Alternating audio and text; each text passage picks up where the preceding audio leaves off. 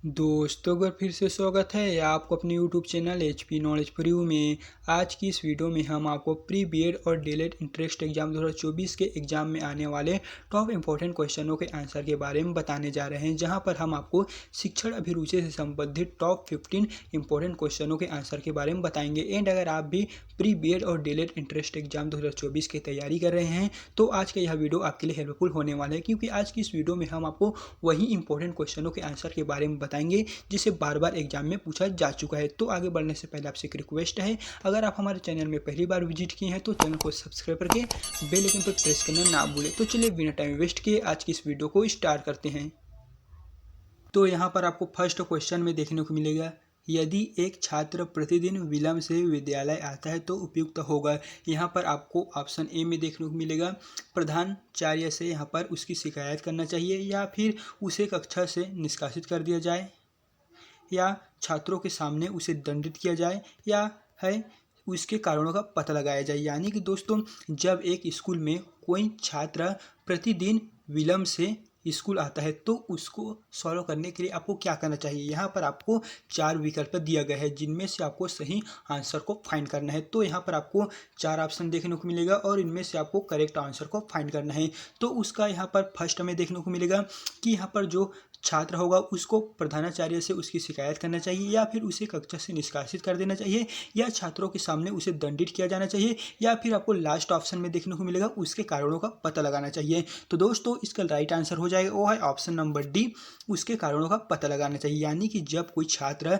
School में या फिर विद्यालय में प्रतिदिन विलंब से आता है तो उसके कारणों का हमें पता लगाना चाहिए कि वह किन कारणों से विद्यालय में प्रतिदिन विलंब से आता है। तो इस प्रकार इसका right answer option number D में आपको देखने को मिल जाएगा।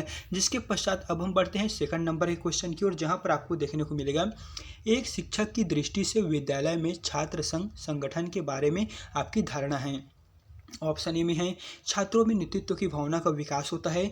ऑप्शन बी में है छात्रों का समय नष्ट होता है। ऑप्शन सी में है अध्यापकों पर कार्यभार बढ़ता है, या फिर ऑप्शन डी में आपको देखने को मिलेगा छात्रों में अनुशासनहीनता पनपती है। यानी कि यहाँ पर पूछा गया है, एक शिक्षक की दृष्टि से विद्यालय में छात्र संगठन के बारे में आपकी क्या धारणा हो सकती है। तो यहाँ पर आपको सही आंसर देखने को मिलेगा, वो है आंसर नंबर ए,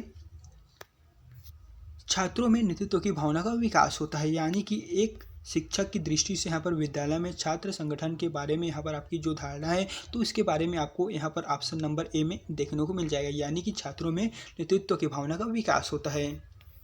फिर आपको यहाँ पर थर्ड क्वेश्चन में देखने को मिलेगा, जीवन में सफलता प्राप्त करने के लिए आवश्यक क्या है। ऑप्शन ए अधिक धन का होना, या फिर ऑप्शन बी में देखने को मिलेगा अधिकारी के घर में जन्म लेना, या परिस्थितियों से अच्छा समायोजन करना, या डी में देखने को मिलेगा भाग्यशाली होना।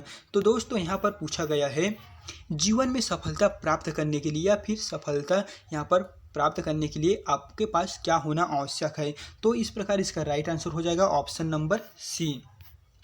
यानी कि जीवन में सफलता प्राप्त करने के लिए परिस्थितियों से अच्छा समायोजन होना चाहिए। यानी कि परिस्थितियों से लड़कर हमें मेहनत करना चाहिए, तभी हम अच्छी सफलता प्राप्त करेंगे। तो इस प्रकार इसका राइट आंसर परिस्थितियों से अच्छा समायोजन, ये आपको यहाँ पर राइट आंसर देखने को मिल जाएगा। एंड इस पीडीएफ को कैसे और कहाँ से डाउनलोड करना है हम आपको वीडियो के एंड में बता देंगे, इसके लिए आपको वीडियो के एंड तक बने रहना है।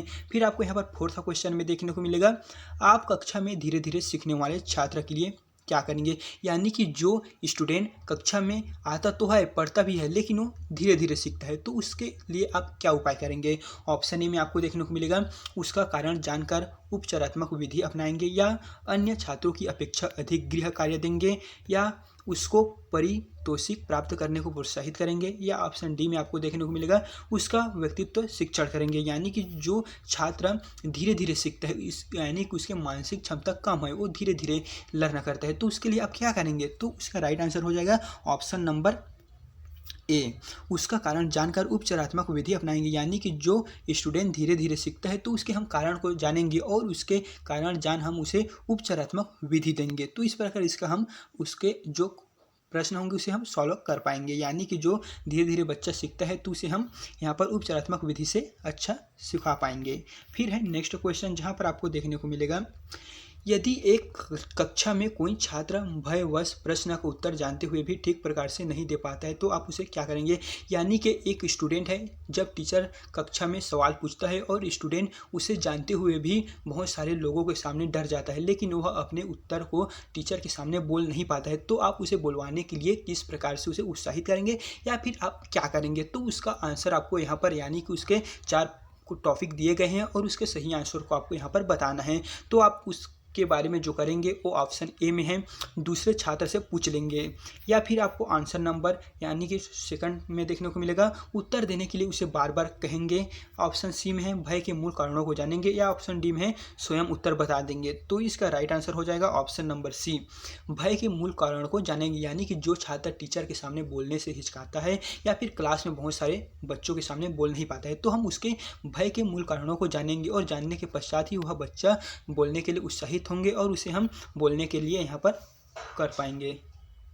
विद्यालय में योग शिक्षा के संदर्भ में आपका क्या विचार है। ऑप्शन ए है इससे छात्रों का मन मस्तिष्क सबल होगा। ऑप्शन बी में है इससे छात्रों के शारीरिक स्वास्थ्य में सुधार होगा। ऑप्शन सी में है यह मनोरंजन का साधन है, या ऑप्शन डी में है कोई लाभ नहीं होगा। यानी कि विद्यालय में योग शिक्षा प्रारंभ करने में या फिर योग शिक्षा देने में आपका जो विचार है उसको आपको यहाँ पर बताना है। तो यहाँ पर आपको 4 देखने को मिलेगा, 4 ऑप्शन दिया है, तो इनमें से आपके जो कारण है या फिर सही आंसर है उसको आपको यहाँ से फाइंड करना है। तो उसका यहाँ पर करेक्ट आंसर हो जाएगा वो है ऑप्शन नंबर ए आपको देखने को मिलेगा।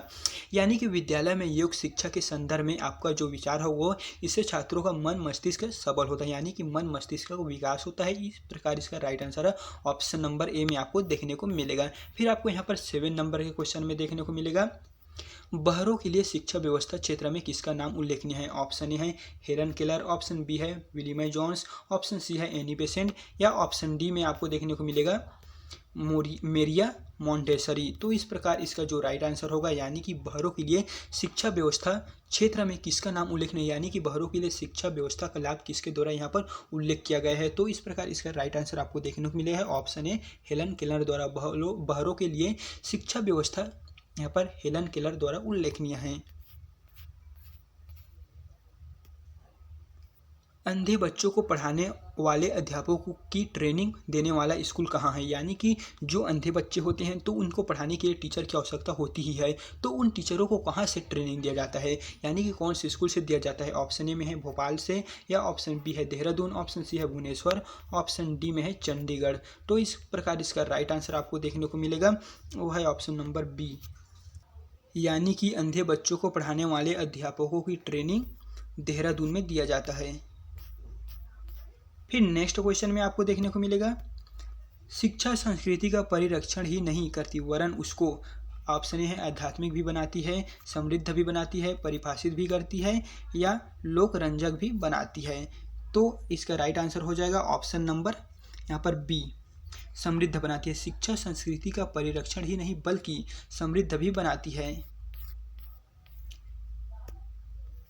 एक छात्र ने आपके प्रश्न का जो उत्तर दिया वह पाठ्य पुस्तक में नहीं है, तो आप उत्तर को स्पष्ट करने के लिए प्रोत्साहित करेंगे, या उस उत्तर को नहीं मानेंगे, या फिर है उसे शरारती छात्र समझेंगे, या उसका मजाक बनाएंगे। यानी कि यहाँ पर पूछा गया है एक छात्र जो आपके प्रश्न का उत्तर नहीं दे पाता है, या फिर उत्तर तो देता है लेकिन वो पाठ्य पुस्तक में नहीं मिलता है, तो उसको आप क्या करेंगे, उत्तर को स्पष्ट करने के लिए उसे प्रोत्साहित करेंगे, उस उत्तर को आप नहीं मानेंगे क्योंकि वह पाठ्य पुस्तक में नहीं है, उसे आप शरारती छात्र समझेंगे, या फिर उसका आप मजाक उड़ाएंगे। तो इसका आपको राइट आंसर देखने को मिलेगा, उस उत्तर को आप स्पष्ट करने के लिए प्रोत्साहित करेंगे, यानी कि उसने सही उत्तर दिया है, इस तरह दोस्तों उसे आप प्रोत्साहित करेंगे। तो इस प्रकार इसका राइट आंसर आपको ऑप्शन नंबर ए में देखने को मिलेगा। फिर है मानसिक दृष्टि से पिछड़े बच्चे आमतौर से अधिक निष्ठावान होते हैं, संवेदनशील होते हैं, या अनुशासनहीन होते हैं, या फिर शक्तिशाली होते हैं। तो इस प्रकार इसका राइट आंसर आपको देखने को मिलेगा वो है ऑप्शन नंबर सी में, अनुशासनहीन होते हैं। मानसिक दृष्टि से पिछड़े बच्चे आमतौर से अधिक अनुशासनहीन होते हैं। निम्नलिखित में किस छात्र को आप मेधावी छात्र मानते हैं। ऑप्शन ए है जिसकी स्मरण शक्ति अच्छी होती है, या जो आगे की सीट पर बैठता है, या जो कक्षा के अन्य छात्रों से श्रेष्ठ हो, या जो जिज्ञासु हो। यहाँ पर है निम्नलिखित में से, यहाँ पर आपको 4 बच्चों का यहाँ पर मना स्थिति दिया गया है और इनमें से आपको बताना है कि कौन से छात्र को आप मेधावी समझेंगे। तो यहाँ पर जो छात्र मेधावी समझेंगे उसको आपको यहाँ पर देखने को मिलेगा जो कक्षा के अन्य छात्रों से श्रेष्ठ हो, यानी कि जिसका स्मरण शक्ति अच्छा हो या फिर जो आगे सीट पर बैठा हो, इनको आप मेधावी छात्र नहीं समझेंगे। और जो समझेंगे वो है जो कक्षा के अन्य छात्रों से अधिक श्रेष्ठ हो। फिर क्वेश्चन में आपको देखने को मिलेगा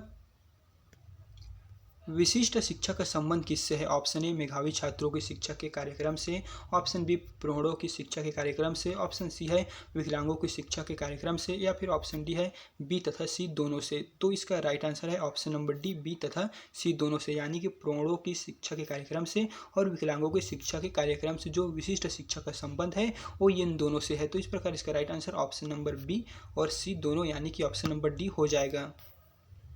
फिर नेक्स्ट क्वेश्चन है निम्नलिखित में से कौन सी समस्या शारीरिक दृष्टि से विकलांग बच्चे की होगी। ऑप्शन ए पाठ्यक्रम की तैयारी, या है विशेष सवारी की अक्सर गैरहाजिरी की, या ऑप्शन डी है ए और बी दोनों की। तो इसका राइट आंसर है ऑप्शन नंबर डी, ए और बी दोनों की, यानी कि यहाँ पर ए में है पाठ्यक्रम की सामग्री, यानी कि पाठ्यक्रम की तैयारी की, और विशेष सवारी की, ये दोनों ही सही आंसर है। फिर दोस्तों आपको यहाँ पर लास्ट क्वेश्चन में देखने को मिलेगा विकलांगों की शिक्षा भी सामान्य बच्चों के साथ होना चाहिए क्योंकि वे किस्मत के मारे हैं, वे सहानुभूति के पात्र हैं, उनमें सामान्य जीवन जीने का साहस आता है या उनके लिए अलग व्यवस्था संभव नहीं हो सकता है। तो इसका राइट आंसर आपको देखने को मिलेगा वो है ऑप्शन नंबर सी, उनमें सामान्य जीवन जीने का साहस नहीं होता, यानी कि विकलांगों की शिक्षा भी सामान्य बच्चों के साथ होनी चाहिए क्योंकि उनमें सामान्य जीवन जीने का साहस नहीं होता है। एंड दोस्तों आगे का क्वेश्चन के लिए हम नेक्स्ट वीडियो अपलोड करेंगे और इन सारे क्वेश्चनों के बारे में हम नेक्स्ट वीडियो में आपको कंप्लीट आंसर प्रोवाइड करेंगे। एंड आज की इस वीडियो में बस इतना ही दोस्तों। अगर हमने किसी क्वेश्चन का आंसर गलत बता दिए होंगे तो आप हमें उसका सही आंसर कमेंट में बता सकते हैं। एंड आपको किस टॉपिक पर वीडियो चाहिए आप हमें कमेंट बॉक्स में कमेंट कर सकते हैं, हम उसके बारे में जल्द ही वीडियो बनाकर अपने चैनल में अपलोड कर देंगे। तो दोस्तों अगर वीडियो पसंद आए तो वीडियो को लाइक करना ना भूलें, और अगर आपको किसी भी तरह का कोई प्रॉब्लम आता है तो आप हमें कमेंट बॉक्स में या फिर इंस्टाग्राम फेसबुक पर डीएम कर सकते हैं, हम वहां पर सभी सवालों को कंप्लीट जानकारी प्रोवाइड कर देंगे। तो चलिए फिर मिलते हैं इसी तरह के एक नए वीडियो के साथ। एंड इस पीडीएफ को हम अपने टेलीग्राम में प्रोवाइड कर देंगे, वहां से जाकर आप इसे बड़ी आसानी से डाउनलोड कर सकते हैं।